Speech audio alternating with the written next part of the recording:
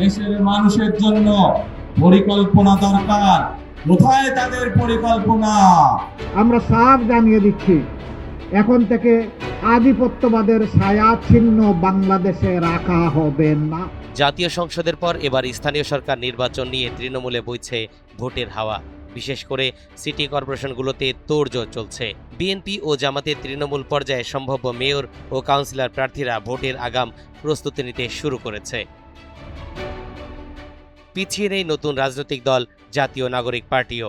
জামাতের সঙ্গে জোটগতভাবে জাতীয় সংসদ নির্বাচনে অংশ নিলেও স্থানীয় সরকার নির্বাচন আলাদাভাবে করতে চায় দলটি। ৪৫ বছর ধরে কোটি মানুষের আস্থায় পাইপের বস আরএফএল পাইপ। এদিকে তৃণমূলে বিভিন্ন রাজনৈতিক ও সামাজিক কর্মসূচির মাধ্যমে নিজেদের জনপ্রিয়তার জানান দিচ্ছে সম্ভাব্য প্রার্থীরা। কেউ কেউ পোস্টার ও বিলবোর্ডে আগাম প্রচার শুরু করেছেন। যদিও নির্বাচন কমিশন ও সরকারের সিদ্ধান্তের উপর নির্ভর করছে স্থানীয় প্রতিষ্ঠানের নির্বাচন আয়োজন। ইসি সূত্রে জানা যায় ১১টি সিটি কর্পোরেশনের মধ্যে ৩টির মেয়াদ ইতোমধ্যে শেষ হয়ে গেছে। এর মধ্যে রাজশাহী সিটি কর্পোরেশনের মেয়াদ ২০২৭ থেকে ২০২৮ সালে শেষ হবে।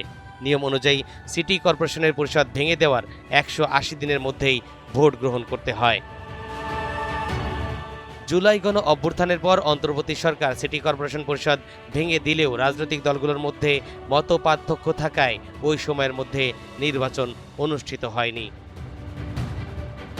সংসদ নির্বাচনের পরেই রাজশাহীতে লেগেছে স্থানীয় সরকার নির্বাচনের হাওয়া। রাজশাহীতে রয়েছে একটি সিটি কর্পোরেশন। এই নির্বাচন নিয়ে সাধারণ মানুষের মধ্যে ব্যাপক উৎসাহ উদ্দীপনা দেখা দিয়েছে। সম্ভাব্য প্রার্থীদের অনুসারী ও সমর্থকরাও নেমেছেন অগ্রিম প্রচারণায়। ৪৫ বছর ধরে কোটি মানুষের আস্থায় পাইপের বস আরএফএল পাইপ। রাজশাহী সিটি নির্বাচনে বিএনপির একাধিক প্রার্থী আলোচনায় ও মাঠে রয়েছেন।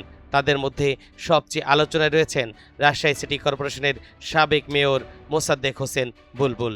এছাড়া রাজশাহী মহানগর বিএনপির সভাপতি মামুন অর রশিদ মামুন, সহসভাপতি অলিউল হক রানা, আবুল কালাম আজাদ সুইট এবং সাধারণ সম্পাদক মাহফুজুর রহমান রিটন আলোচনায় রয়েছেন। এদিকে রাজশাহী সিটি কর্পোরেশন নির্বাচনে মেয়র পদে বাংলাদেশ জামাত ইসলামীর প্রার্থী হিসেবে ডাক্তার মোহাম্মদ জাহাঙ্গীরকে মনোনীত করা হয়েছে। গত ১১ আগস্ট বিকেলে জামাত ইসলামীর কেন্দ্রীয় নির্বাহী পরিষদের সভায় তাকে প্রার্থী করার সিদ্ধান্ত নেওয়া হয়। নির্বাচনের তারিখ ঘোষণা না হলেও তৃণমূলে বইছে ভোটের হাওয়া। অক্টোবর থেকে ডিসেম্বরে হয়তো স্থানীয় সরকার নির্বাচনের ঘোষণা আসতে পারে, আর তার জন্যই মুখিয়ে তৃণমূলের ভোটাররা। তরিকুল ইসলাম, এনটিভি অনলাইন।